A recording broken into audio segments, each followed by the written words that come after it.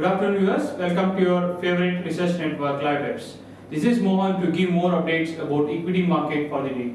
Today we saw a Nifty around large volatility in the market when it has opened with a gap of 50 points again, which has traded with a negative bias, and it has went down after IIP data came with a negative movement. It's like a 2.7, around 2.7. So market has drilled down to around 5720 levels. Then again it took a support and it has pulled back the rally. It's a totally a very high volatility market. You can see SA and this. Nearly Nifty has moved around 150, 200 points in the intraday basis. And even saw most of all the sectors like even banking sectors and IT sectors and even reality has given a pullback under this rally. And we also saw even steel sector has given some pullback also, but especially on Hindalco and JSW Steel has given a movement on the upside. And apart from this, we saw overall today and pullback rally and even short covering was visible in the market. And to Nifty, as we were saying yesterday in the evening session, tomorrow we are expecting upside. So today we saw some upside and we may see some further up move up to 5,900. So max to max 5,900. If it is trading above 5,900, then we may see some bit of buying happening at the longer end for the target of around upper end. So but currently Nifty is trading around Nifty support at 5.7, and it should be be cautious on that. If it is going below, then we can see some bit of downside. Apart from these individual stocks like ICICI Bank, Axis Bank, SBI Bank, and banking sector has pulled up Nifty today, and even IT bit not much movement since it is in tomorrow. We are expecting Infosys results, so with a good a good way. We need to see how it will be the reaction on IT sector on tomorrow onwards. So that's all about for the current market and midday session. Thank you, viewers. We have to still we have commodity and equity currency market to discuss after this short commercial. Don't go away. Stay with us.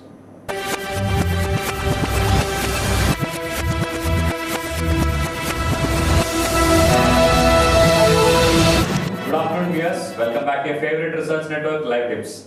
We will have a quick update on what is happening in the currency market with Joy, and later during the session we will discuss the commodities with myself, Navneet. So welcome Joy to the show. Thanks, Navneet. So Joy, how is euro trading in today's market? Well, the euro rose for a third day against the dollar on speculation that the bond purchases by Asian nations will help stem a funding crisis in euro. Okay. The shared currencies gained by the turnout with 16 major counterparts before a bond auction in Spain tomorrow. That may see demand from China, which has expressed interest in buying the nation's debt. Okay. We are seeing some support coming because from of Asian bond countries purchasing program. So it's eurozone is getting help from the Asian countries right now. Okay. So how is it trading against the US dollar and yen? Well, against the dollar, euro rose to 1.3004 at 12:58 p.m. in Tokyo from 1.2974 in New York yesterday. And it was at 108.10 yen from 107.99 yen. Okay. So you see a marginal increase against yen and US dollar. Okay. Can you throw some idea about how EU is planning to raise the debt sale? Well, the span will sell up to 3 billion euros of 2016 bonds, and Italy will offer as much as 6 billion euros of 2015 and 2026 bonds tomorrow. Okay. That's according to the data compiled by the Bloomberg. Okay. The Portugal will sell up to 1.25 billion euros of 2014 and 2020 bonds today. Okay. So we can see how the response is getting from the investors for Portugal's bond sale. Okay. The focus of the market will be on the Portuguese bond issue later today. If the auctions goes well, we could see a temporary rally in the euro. Okay. So if we get a better response for the bond sale, we can see that the euro going higher from the current level. Okay. So the fate of the future of euro depends on the demand of the debt sale. So it's an interesting market to watch out for. Okay. From eurozone we'll go to Australian currency, and how is it trading today's market?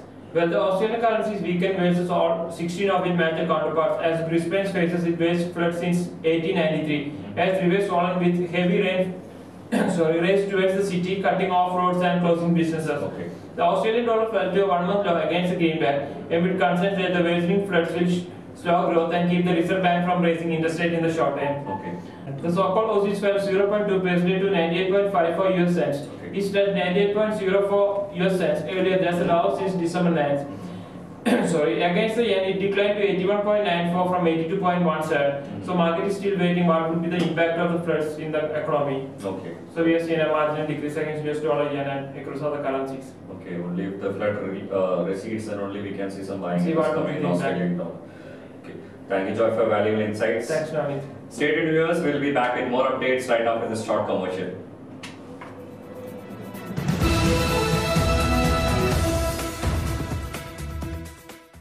Welcome back, viewers. We will discuss the commodities market with Navneet.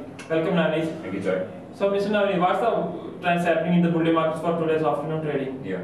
Immediate delivery gold gained as after a member of Federal Reserve Open Market Committee said that the bank may have to pare back stimulus while Europe's government tackle the sovereign debt crisis, boosting demand for a better haven investment in gold and silver. So there is a lot of uncertainty that is happening in the Eurozone area, and also it's speculated that the economic improvement that is happening in the US will not be it will be a short-lived one. So that is again we are seeing some buying interest coming into the bullion complex, especially in gold and silver. Bullion rose as much as 0.3% to $1,386 an ounce and traded at $1,385.72. Federal Reserve Bank of Philadelphia President Charles Plosser said yesterday that the US Central Bank may have to reassess asset purchase programs or the policy may backfire in the coming days. So we have seen some prominent statement that is coming in from a prominent Fed member, so that is having good impact in the market, especially on a day when there was no major data releases that is coming from the US front. Gold for February delivery on the COMEX in New York was little changed at $1,383.50 an ounce after 2 days of gains on concerns that Europe's debt crisis may widen. So market will be taking cues from these developments that is happening in the Eurozone area in the coming days also. Gold could rise further as demand from jewelers and investors picked up in India and China, leading to tighter stocks for gold bars in Singapore and Hong Kong. Premiums for gold bars are at a 2-year high, so that clearly shows that the spot is actually trading ahead of the futures market. Okay. And we are seeing some very good buying happening in the spot markets also. Worries about inflation in China, the world's second largest gold consumer after India, drove investors to bullion, while purchases from jewelers also increased before the Lunar New Year in February. So we normally see demand picking up ahead of the Lunar New Year holidays in China, and that is what we are seeing in the market right now. The world's largest gold-backed exchange-traded fund, SPDR Gold Trust, said its holdings slipped to 1,271.467 tons by January 11th from 1,272.682 tons on January 10th. Silver rose to a 1-week high on firm gold prices and purchases from investors and industrial sector in China. Immediate delivery silver rose by 0.4% to $29.6537 an ounce. We have discussed in yesterday's session also, probably silver will be outperforming gold because of its comparatively cheaper valuation compared to the gold. So probably we'll be seeing some good buying happening in silver and probably it will be continuing in coming days. Okay, fine. So what do you have to say about the crude oil? What's the trend? Yeah. Oil traded near the highest in more than a week in New York after a pipeline closure in Alaska reduced supplies and as Japan pledged to buy euro area bonds, alleviating the region's debt crisis. So we have seen some temporary respite happening in the Eurozone debt crisis because of Japan and Chinese government action.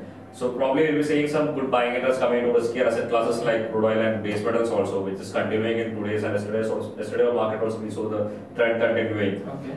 Futures rose above the $91 level a barrel after gaining 2.1% yesterday, the most since last 6 weeks, after producers suspended most of the output from Alaska's North Slope following a January 8th leak. So Alaskan thing which is going in the market is a temporary phenomenon because we believe that it will be probably a solution will be found for the problem in the next 10 days time. But the thing is that we are seeing very good buying demand that is coming into the market, and probably today's inventory data will be the key data to watch out for today's trading.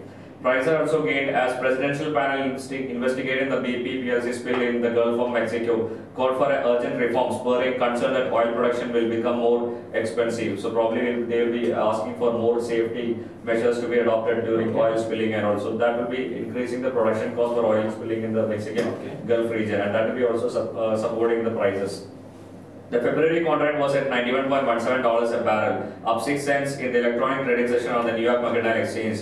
Yesterday it gained $1.86 to $91.11, the highest settlement since January 3rd. Prices are up 13% compared to the past year, in fact. So we are seeing good buying interest continuing crude oil. US crude stockpiles rose 57,000 barrels to 337.1 million barrels last week, the industry funded API said yesterday.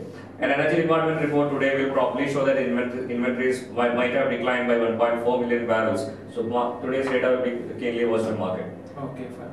So let's talk about the base metals. So what's the trend in copper? Yeah. Copper in London climbed for a second day after Japan joined China in buying Eurozone area bonds, easing concerns that Europe's debt crisis may derail the global economic recovery. Zinc and lead also rose. That is what we discussed in the crude oil session. We are seeing some speculative buying interest coming into the riskier asset classes like base metals, and also in case of crude oil also. And that is a trend that is continuing in today's Asian trading session also. Copper for 3 months delivery on the London Metal Exchange gained as much as 0.9% to $9,594 a metric ton and traded $9,564 during the early Asian trading session today. The metal which reached a record of $9,754 on January 4th, advanced 2% yesterday, the most since December 13th. So we have seen some good open interest building up in the commodity also in the technical charts. April delivery metal on the Shanghai Futures Exchange gained for a third day, climbing as much as 1.3% to 71,830 yuan or $10,862 a ton, and prices in New York rose by 0.5% to $4.3690 a pound. Expectations for supply to lag behind the demand this year helped to drive the copper to a record of $9,754 a metric ton on January 4th. As we had discussed yesterday, probably it will be touching the $10,000 mark also. This deficit condition is persisting in the market in the coming quarters, in fact. Chinese refined copper consumption is expected to rise by 6% this year to 7.74 million tons, according to Macquarie Group Limited estimates. So we are seeing some good numbers that is coming from the Chinese front also, and probably this economic development that is happening in the Asian region is continuing. We'll be seeing copper testing the new highs. So we are seeing that the European bond sale is getting good support for the Asian countries like Chinese and Japan, and in fact there is a good support on the commodities market. Yeah, actually before this announcement came into the market, we have seen a lot of risk aversion happening in the markets, and we have seen some selling of coming in equity indices or riskier asset classes like crude oil and base metals also. So probably after this statement that came from the Chinese and the Japanese governments, we have seen good buying interest coming to them. We have seen the risk affinity also returning into the market. So that is supporting the market right now. Okay, fine. So thanks, Randy, for your valuable information. So that's all for now, viewers. We'll be back with more news and updates on the financial market in evening section. Till then, this is Joy saying goodbye with Navneet from Lattice Market Research.